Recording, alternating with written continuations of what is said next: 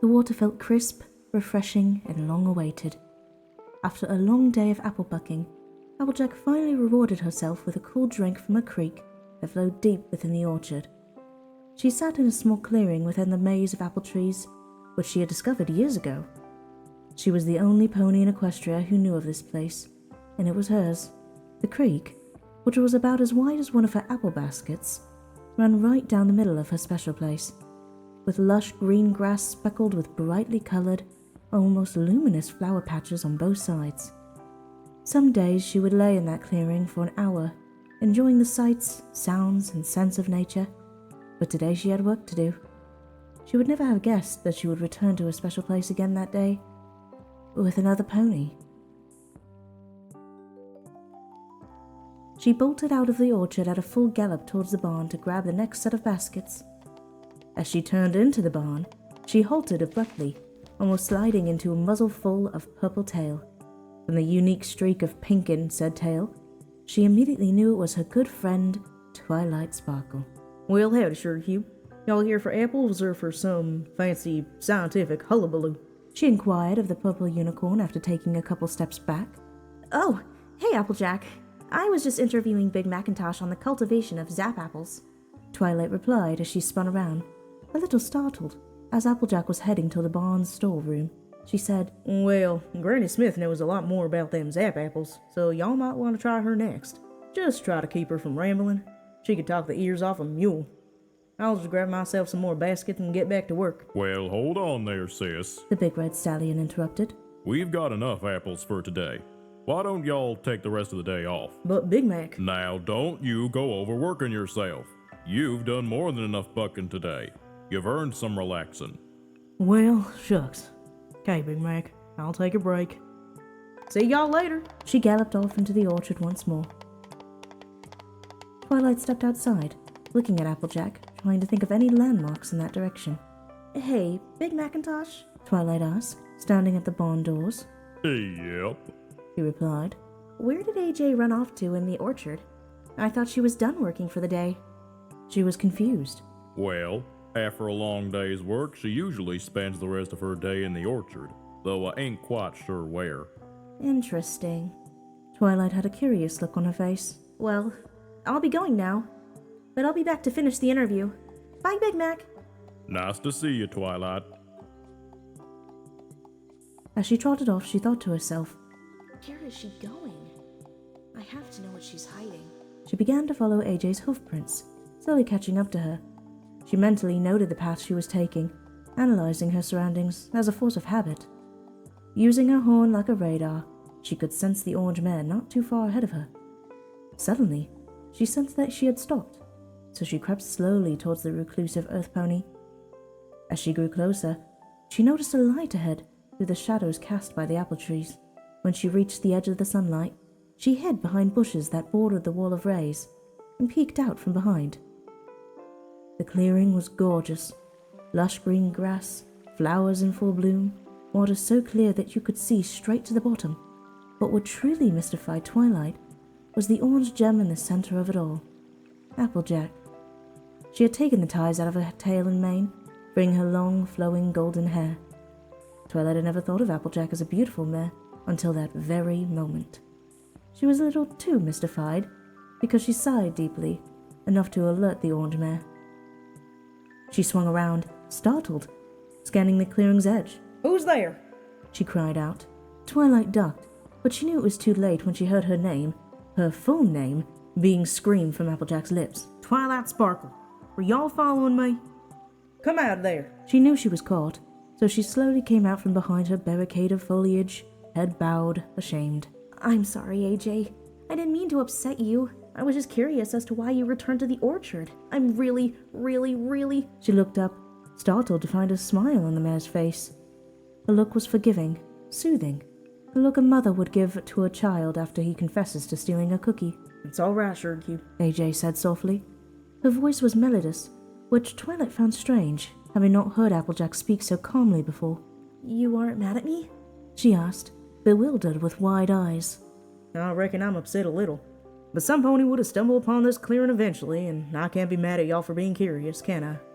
She wore a warm stare, eyelids halfway closed. Those eyes. Twilight had never seen AJ's eyes so clearly before. They were jade green, the most amazing shade of green she had ever seen.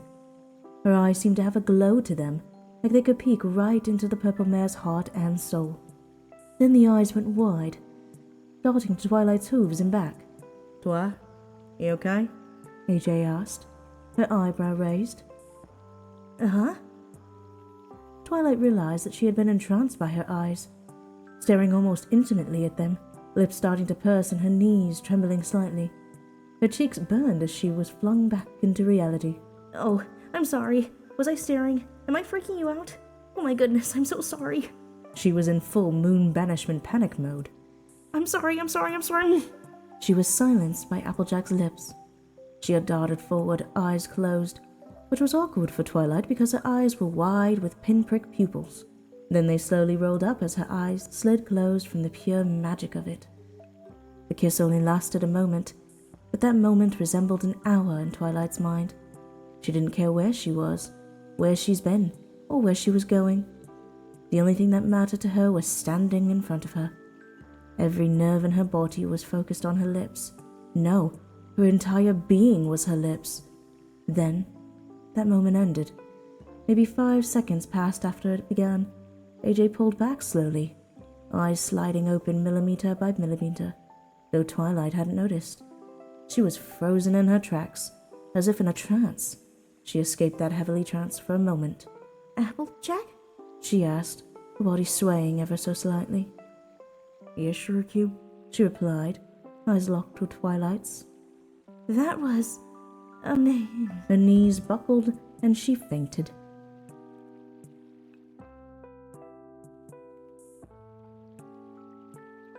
Sure, Q. The voice sounded so distant. Twi? Closer. Twilight! That catapulted the love-struck filly back into consciousness. What? Twilight winced, knowing how stupid she must have sounded. Really? She thought. I passed out from shock and the best I can come up with is, what? She would have face-hoofed if her eyes hadn't opened to the sight of a beautiful orange mare standing above her as she lay flat on her back in the pillow-like grass. How long was I out? I'm seeing stars.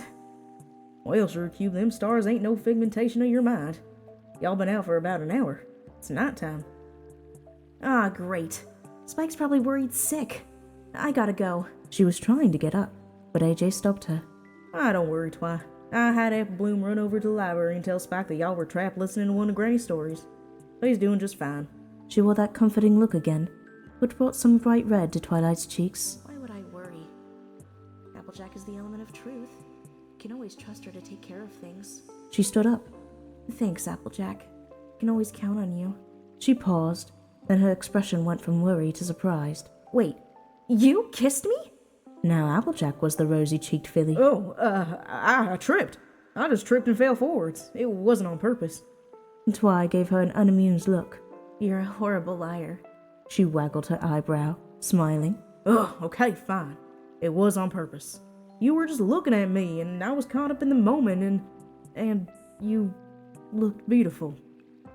She closed her eyes and turned away, expecting a Celestia-sized scolding. She was first greeted by silence. Then Twilight broke out laughing, falling to the ground. AJ turned back, astonished. Twi, what are y'all laughing at? She asked. After Twilight caught her breath, she said, Well, to be honest, I was about to kiss you first. I was just afraid you would freak out. Her cheeks were as red as the apples around them. AJ began to give that look that started the situation, and once again Twilight was memorized by her eyes. She felt she could write a whole book about Applejack's eyes. She probably would have sat there long enough to do so, but her hypnosis was interrupted by AJ's voice. Why, I'd like to welcome y'all to my secret clearing, she said with an ear-to-ear smile. I've been coming here almost every day since I found it years ago. You won't find it on any map, not even ones from Cloudsdale. No pony knows about it except me, and now you. Can I trust y'all to keep a secret? Twi wore a mischievous look. I don't know if I can. Maybe another kiss might keep me quiet. The expression practically had seduction wrote all over it. Ugh, fine. AJ said sarcastically. The two had their eyes locked, staring right into each other's souls. Their muzzles grew closer, slowly at first, but then Twilight practically tackled AJ to the ground, charging headfirst into Applejack's lips. She laid on top of AJ, her lips bound with the earth ponies. Applejack was shocked at first, surprised that the little unicorn could be strong enough to tackle her to the ground, but she quickly forgot about it. All her thoughts were focused on that kiss. However, her concentration was cut short when Twilight broke the kiss, AJ almost whimpering, disappointed that it was already over. I have to get back to the library. Spike must be waiting for me to get home instead of getting his sleep, she said, sighing a little. It's all right, Sure-Q. I understand. She said in a forgiving tone, though she let out a sigh of disappointment. See you tomorrow, Applejack? She asked as she turned towards the edge of the clearing. Of course, Twilight. I think I'll stay here for a while, she said, not moving from her spot. Before she reached the edge of the clearing, she turned to face AJ. Applejack, your special place. It's beautiful. AJ looked into Twilight's eyes. Sure, Cube. It's our special place.